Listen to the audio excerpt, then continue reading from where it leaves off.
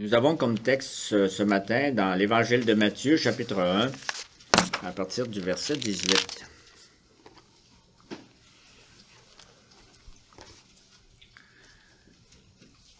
Et avant cette lecture, prions le Seigneur. Nous voulons te remercier, Seigneur, parce que tu ne nous lâches pas. À chaque dimanche, tu es présent, tu viens nous parler, tu viens nous inviter à toi. Oui, Seigneur notre Dieu, ça vaut la peine de revenir en Église, de venir te rencontrer, de venir t'entendre, parce que tu as quelque chose de nourrissant pour notre vie. Fais en sorte, Seigneur, par ton Esprit Saint, que ce qui est écrit dans nos Bibles, ça devienne vie dans nos cœurs. Au nom de Jésus, ton Fils. Amen. Matthieu 1, à partir du verset 18. Voici de quelle manière arriva la naissance de Jésus-Christ. Marie, sa mère, était fiancée à Joseph. Or, avant qu'ils aient habité ensemble, elle se trouva enceinte par l'action du Saint-Esprit. Joseph, son fiancé, qui était un homme juste et qui ne voulait pas l'exposer au déshonneur, se proposa de rompre secrètement avec elle. Comme il y pensait, un ange du Seigneur lui apparut dans un rêve et dit « Joseph, descendant de David, n'aie pas peur de prendre Marie pour femme, car l'enfant qu'elle porte vient du Saint-Esprit. Elle mettra au monde un fils et tu lui donneras le nom de Jésus, car c'est lui qui sauvera son peuple de ses péchés. » Tout cela arriva afin que s'accomplisse ce que le Seigneur avait annoncé par le prophète. La Vierge sera enceinte, elle mettra au monde un fils, et on l'appellera Emmanuel, ce qui signifie Dieu avec nous. À son réveil, Joseph fit ce que l'ange du Seigneur lui avait ordonné, et il prit sa femme chez lui. Mais elle n'eut pas de relation conjugale avec elle, jusqu'à ce qu'elle ait mis au monde un fils premier-né, auquel il donna le nom de Jésus.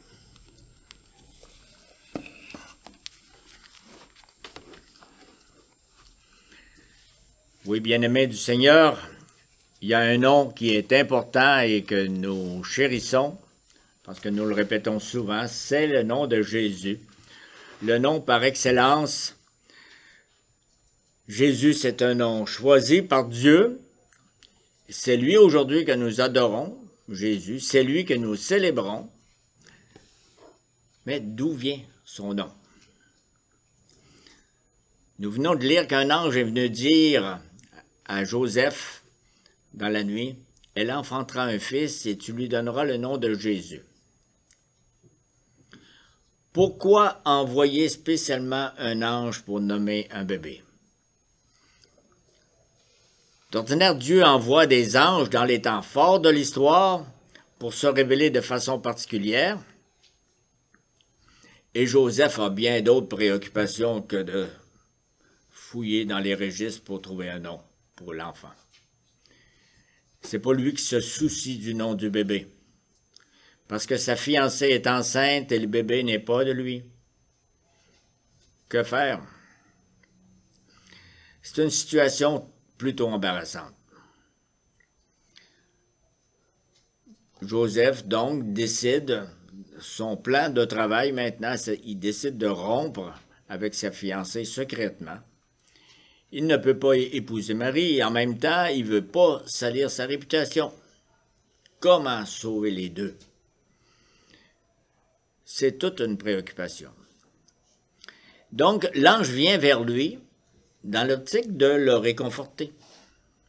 Ne crains pas qu'il dit, ne crains pas de prendre avec toi Marie, ta femme, car l'enfant qu'elle a conçu vient du Saint-Esprit.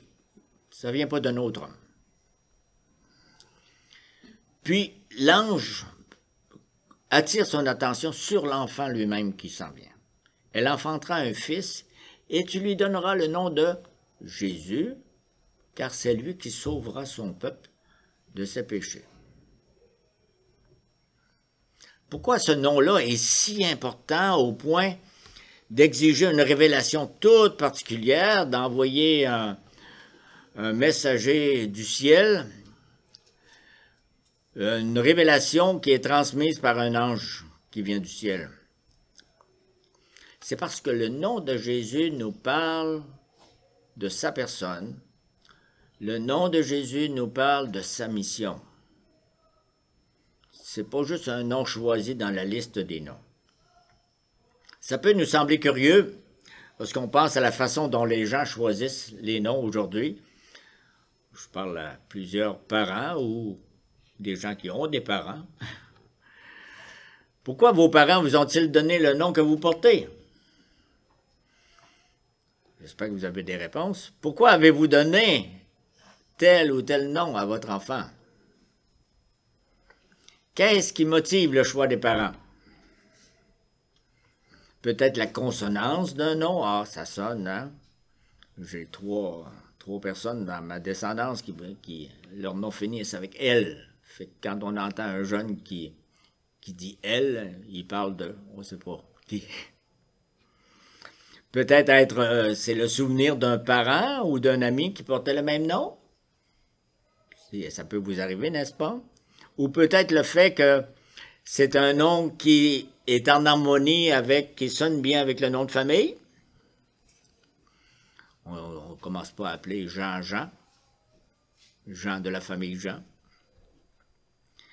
À l'époque de la Bible, c'était bien différent de cela.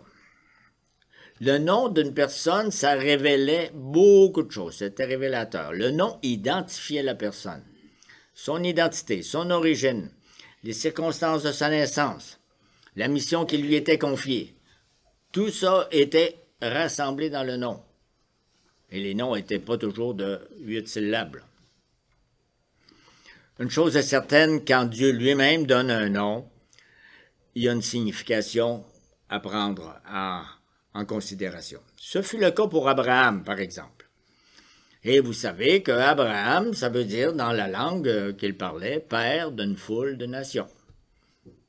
Donc, aussitôt qu'on nommait Abraham, on dit « Oh, il va y avoir beaucoup de monde après lui ». Ça a été le cas pour Jacob. On a changé son nom en Israël. Puis Israël, ça voulait dire un puissant lutteur de Dieu. Ce fut le cas pour Jésus.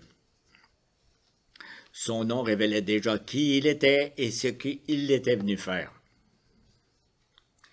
Donc l'ange a annoncé à Joseph ce que Dieu veut. Tu lui donneras le nom de... Pas de ton choix. Tu lui donneras le nom de Jésus. C'est un nom choisi par Dieu, c'est un nom merveilleux, c'est le nom le plus excellent, ça on le chante souvent. Et ce nom-là, ce qui est important, c'est que le nom de Jésus, c'est notre vie. Il contient tout ce que nous croyons et tout ce que nous espérons dans ce nom-là. Donc, pourquoi l'appeler Jésus? Jésus, ça veut dire sauveur, ça veut dire le Seigneur sauve. C'est un nom bien choisi pour le Messie, le Fils de Dieu. Et là, nous allons voir que ce nom-là, c'est pas la première fois qu'il sort dans l'histoire. C'est pas nouveau, ce nom-là. Premier point. Parce que le peuple d'Israël attendait le salut depuis longtemps.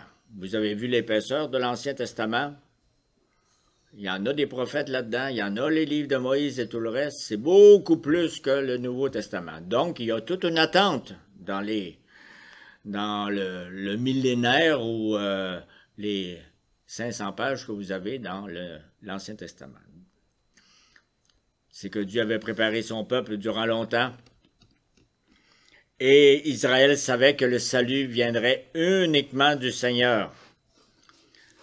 Donc, cette personne-là qui viendrait répondre à l'attente, on l'appelait déjà le Messie. Il viendrait délivrer Israël, Dieu l'avait promis. Le Sauveur viendrait de la descendance de la femme. Première page de nos Bibles. Le Messie serait descendant d'Abraham, de la maison de David. Premier chapitre de nos Bibles. Le Messie naîtrait à Bethléem et il serait le grand roi d'Israël. Le Messie naîtrait d'une vierge, petit enfant. En même temps, il serait admirable, conseiller, Dieu puissant. tout dans l'Ancien Testament.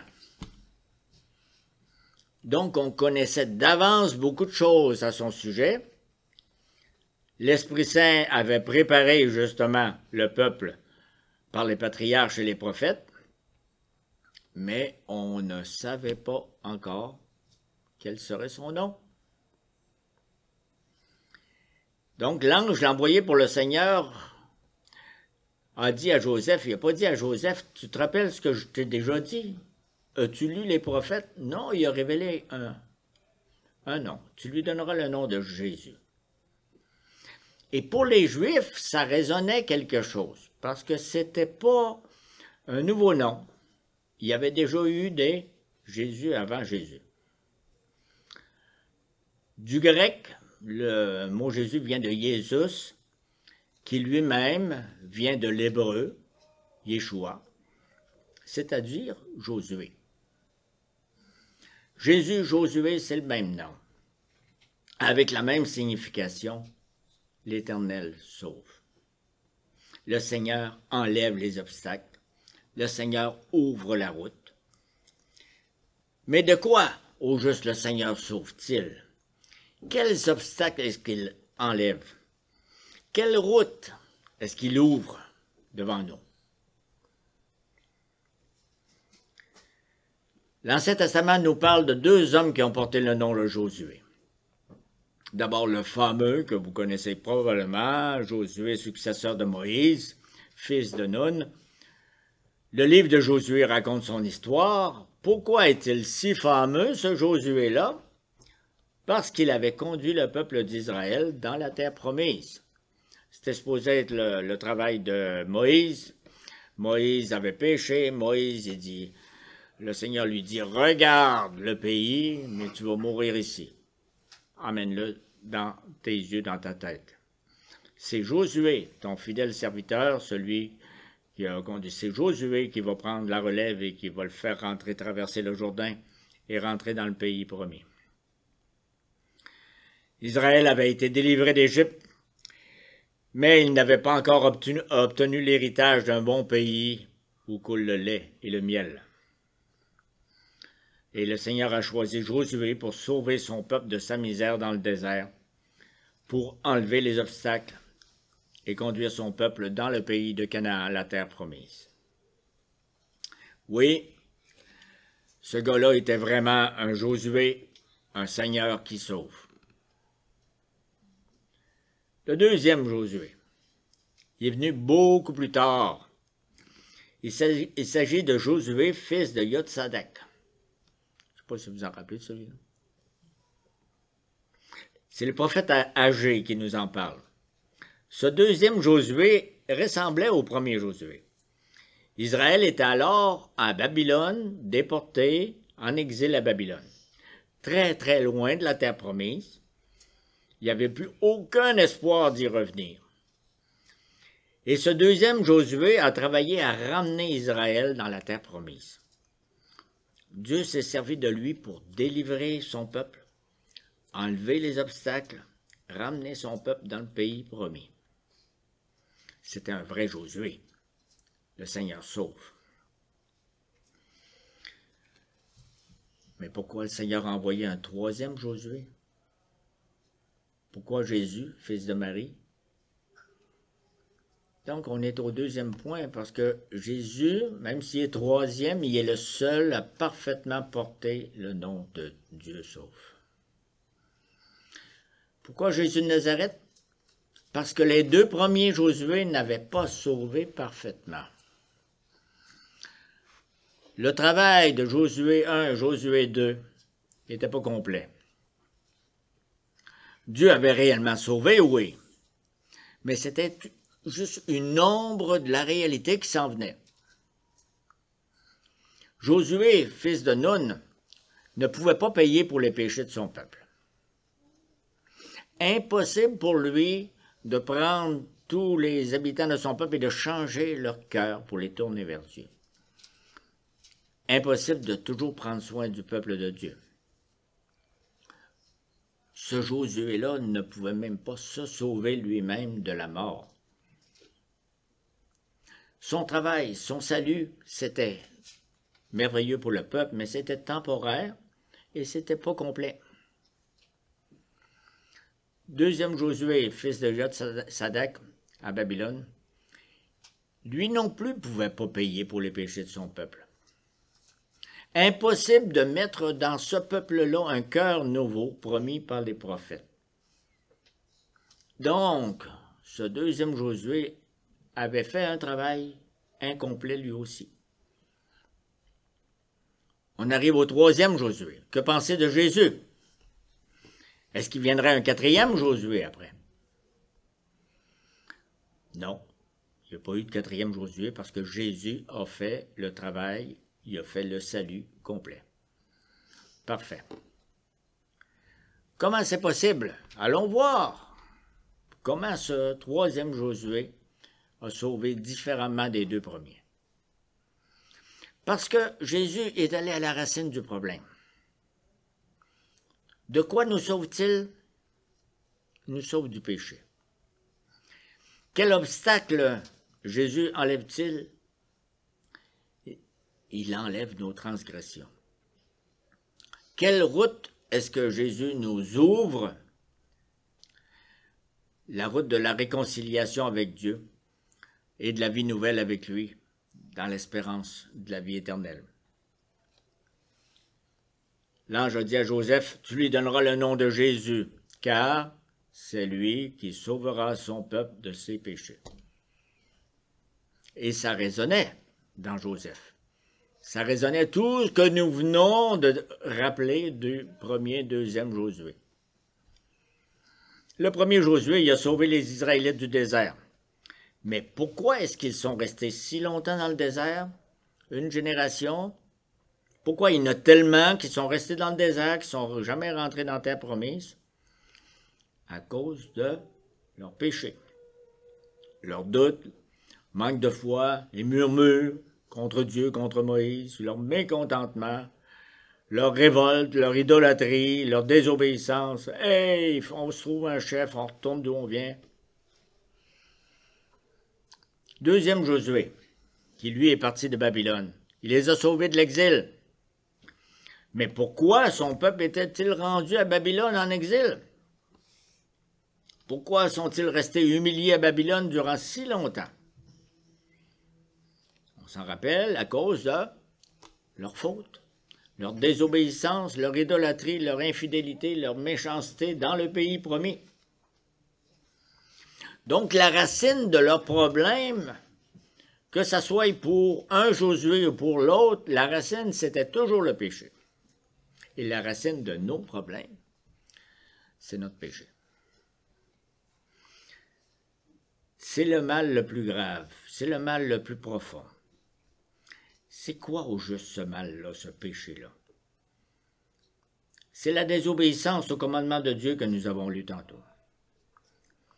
Nous avons besoin, plus que toute autre chose, d'être libérés du péché. Combien est-ce qu'il y en a qui reconnaissent ce besoin-là aujourd'hui?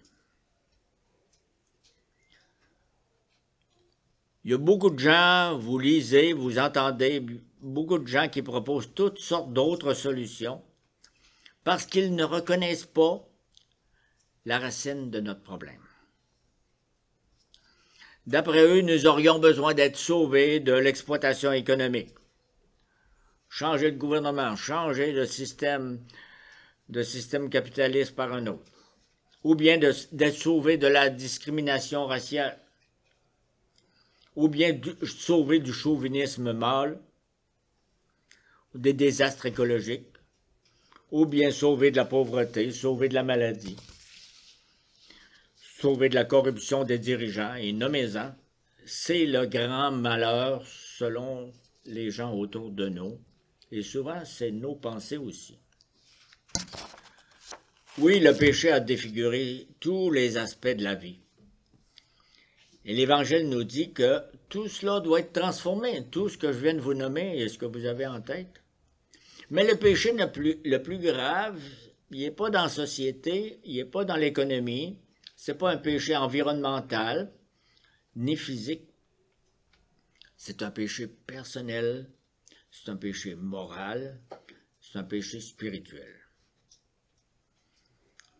Le péché, regardez pas autour de vous, regardez dans le cœur humain. Il se loge dans notre cœur, dans le cœur de chacun d'entre nous. Le péché vient de la révolte contre Dieu. Il vient de notre révolte contre Dieu. Est-ce que nous le reconnaissons? Avant que j'aie pu dire que j'étais révolté contre Dieu, je n'aurais pas pu dire ce que je vous dis là. Mais si je dis ça, c'est parce que on connaît la réponse, la solution. Nous pouvons nous réjouir parce que Jésus, c'est notre vrai Josué. Lui porte son nom, il le porte très bien, le Seigneur sauve. Lui, Jésus, il vient s'attaquer à la racine, il enlève les obstacles. Il nous met sur la route qui mène au but. Parce que le plus grand obstacle entre Dieu et nous, c'est le péché, qui a coupé notre relation avec Dieu, qui nous sépare de lui, et ensuite qui nous sépare les uns des autres. Donc l'enfant de Bethléem est venu nous réconcilier avec Dieu. Jésus, c'est son nom, c'est un nom magnifique.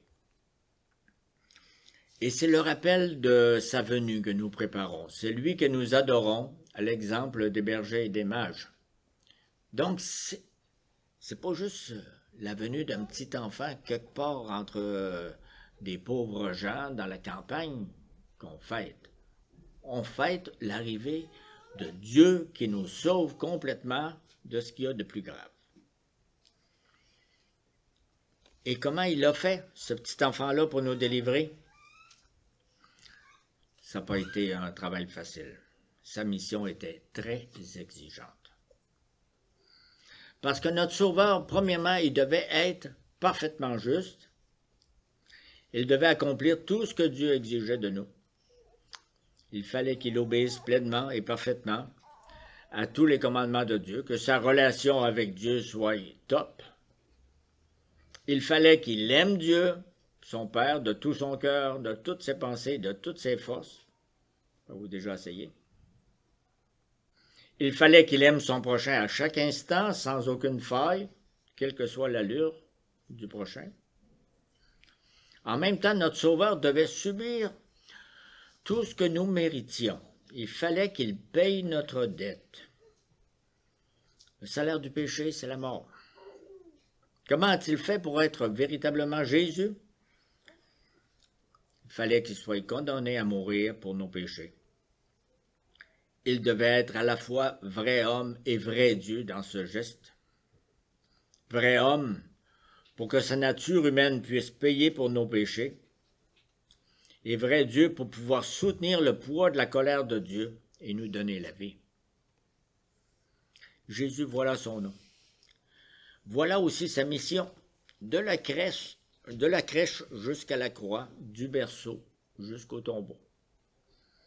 Un nom magnifique. Dans sa vie, vous avez de résumer toute l'histoire du peuple de Dieu, la relation de Dieu avec son peuple. Jésus est peut-être le troisième Josué dans l'histoire, mais il est le seul, il n'est pas comparable. Les autres ont le nom, oui, ils ont un œuvre de salut, mais il est le seul de son genre. Il est le seul à posséder toutes les qualités requises pour faire ce que Dieu voulait faire. Et Jésus ne nous offre pas des solutions faciles ou superficielles. Comme vous l'avez entendu, il est allé à la racine de notre misère.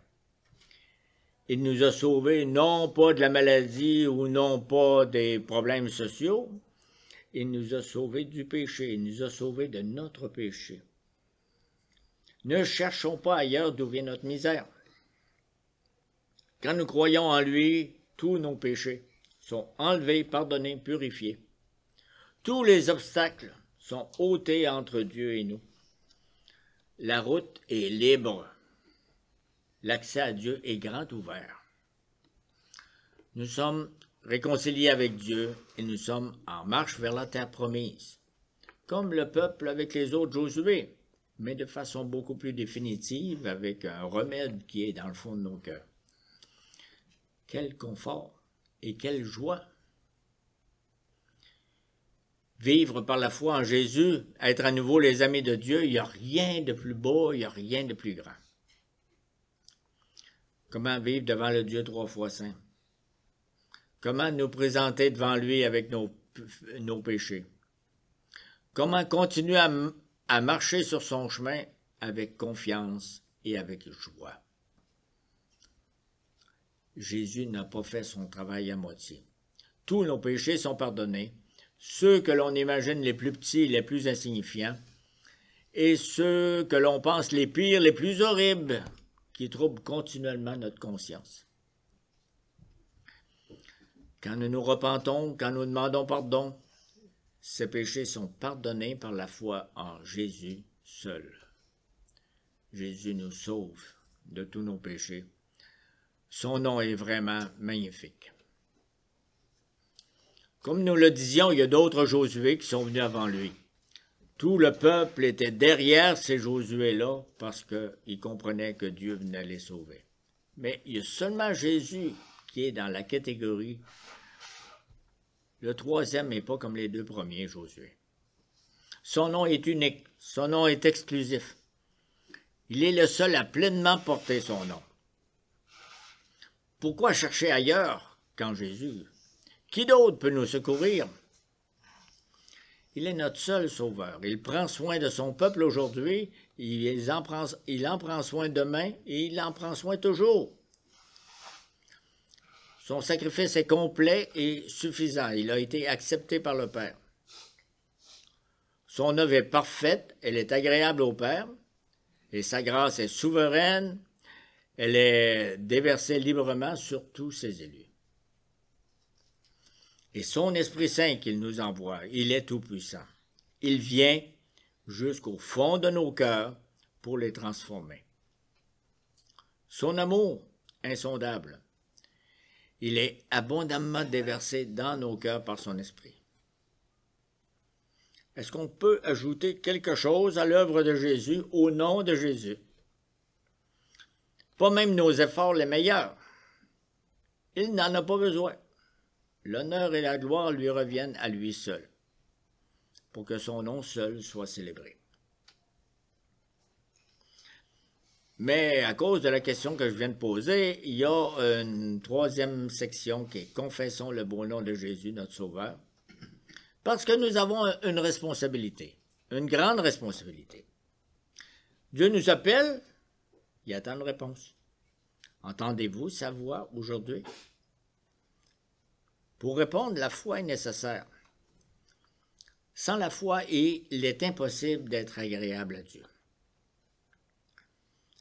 Nous devons croire dans nos cœurs tout ce qui vient d'être dit. Croire dans nos cœurs qu'il est vraiment Jésus, Sauveur, notre Sauveur. Nous devons le dire, le déclarer de nos bouches devant les autres, que nous croyons en lui. Je prends une phrase de l'Épître aux Romains, chapitre 10. « Si tu confesses de ta bouche le Seigneur Jésus, si tu crois dans ton cœur que Dieu l'a ressuscité d'entre les morts, tu seras sauvé. » Croyons-nous que tous nos péchés ont été pardonnés en lui? Sommes-nous capables de dire « Oui, je viens à toi, Seigneur Jésus », avec une conscience déchargée, une conscience purifiée? Sommes-nous heureux de prononcer son nom publiquement? Ou bien avons-nous peur de dire aux autres dans l'Église, aux membres de notre famille ou à nos amis que nous croyons dans le Seigneur Jésus et que nous l'aimons plus que tous les autres? Sommes-nous convaincus que Jésus-Christ a enlevé tous les obstacles? La route est libre, nous avons la paix avec Dieu. Ce Dieu de la Bible nous place devant une autre responsabilité. La vraie foi vient toujours avec la repentance. Et se repentir, ça veut dire regretter nos péchés, en être attristé, les détester, les abandonner. Comment peut-on dire « Jésus est mon sauveur » sans être changé? Parce que son nom veut dire « il sauve », donc il transforme, Il restaure par son esprit. Tous mes péchés sont pardonnés et maintenant, tous les commandements de Dieu sont devant moi. La route est libre pour lui obéir avec reconnaissance et vivre la vie nouvelle. Je ne peux pas pratiquer une obéissance sélective. Je ne peux pas me contenter d'abandonner uniquement ce péché-là, ce péché-là, ce péché-là. C'est vrai que la perfection n'est pas de ce monde. Nous l'attendons pour plus tard. On a tous des péchés plus tenaces avec lesquels nous luttons. Cependant, les avons-nous confessés? Faisons-nous tous nos efforts pour les abandonner avec la force que nous promet le Saint-Esprit? Cherchons-nous son aide? Cherchons-nous sa force? Jésus, c'est mon sauveur parfait. Un nom qu'on peut chanter et qu'on peut croire vraiment magnifique. Le premier Josué a conduit Israël dans la terre promise. Le deuxième Josué a ramené Israël à nouveau dans la terre promise. Jésus, notre nouveau Josué, amène son Église dans une nouvelle terre promise, bien meilleure que celle qui était promise à Abraham. D'ici là, Jésus nous prépare, nous transforme petit à petit. Par sa parole, par son esprit, il enlève encore dans nos vies tous les obstacles, jusqu'au jour où tout sera prêt. Son salut sera complet. Nous serons avec lui pour toujours dans le royaume de son Père. Nous jouirons de sa paix parfaite, la paix promise. Notre joie sera complète. Tout honneur et toute gloire reviennent à lui seul. Ça veut dire, levons nos têtes, ne nous décourageons pas de ce qu'il y a autour de nous et de ce que nous vivons dans nos vies. Croyons en lui, cherchons refuge en lui seul. Confessons avec joie et courage son beau nom devant les hommes. Il est ma force et mon salut. Je porte le nom de Jésus, je m'appelle chrétien et c'est plus important sur mon passeport que le premier nom qu'on m'a donné. Il est toute ma joie. Quel est son nom? C'est le nom par excellence. Jésus, mon seul et unique sauveur. Amen.